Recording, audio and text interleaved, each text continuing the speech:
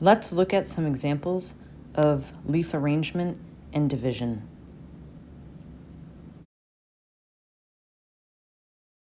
All right, so let's check this species out.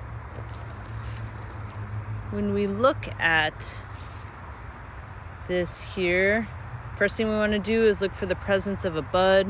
When I see something like this, I'm automatically thinking that it's a compound leaf, but I'm gonna verify by looking for the presence of buds. And you can see right there at the base, coming off of the stem, you have the petiole and the bud.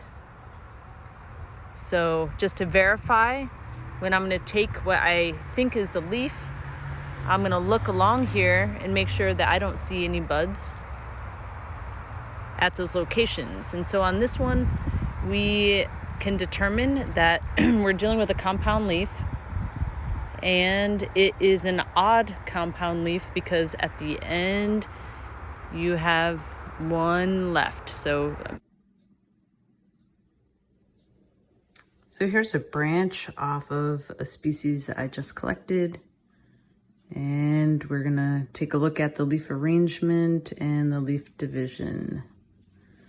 So the stem or the branch off of the tree that I took this from is quite a bit darker than what I assume here is the petiole. So that makes it much easier for us to see things. So my first assumption is that I'm dealing with a compound leaf. And so I'm going to look at the base of the petiole, or the upper portion of the petiole, to see if I can find a bud. When I look closely, it is very hard to see, and on some species those buds are extremely small. So the next thing I do, just to make sure that I'm not overlooking something, I look in the axis of the leaflets, or what I think are the leaflets, to see if I can find a bud, and I don't see any trace of a bud at all. And so in this instance, I'm gonna say that it is a compound species.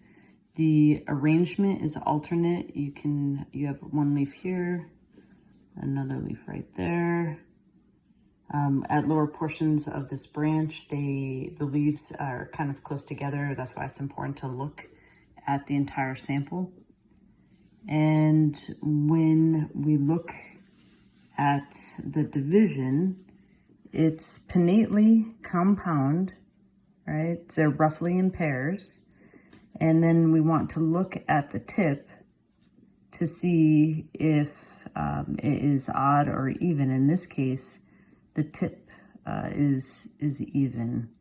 And so just to show you on another sample, right here, you have the two leaves right there at that last location. So this is a even pinnately compound species with an alternate leaf arrangement.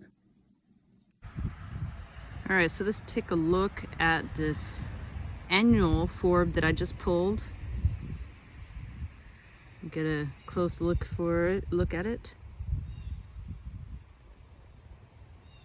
When we look at the axis of these branches, these petioles coming off of the stem, we can see that there are some small buds. And when we look at an individual, we can see that there are these leaflets. So that would make this a compound leaf.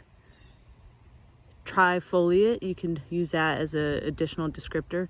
And incidentally, another thing that we can see when we look at lower portions of the plant is that where you have the axis of the leaves, I took this leaf off right here, you can see these other remnant branches, and those are remnants of where the flower was. So again, where you have nodes and buds, you can have leaves that form, and as you see here, or you can have flowers that form from that location as well.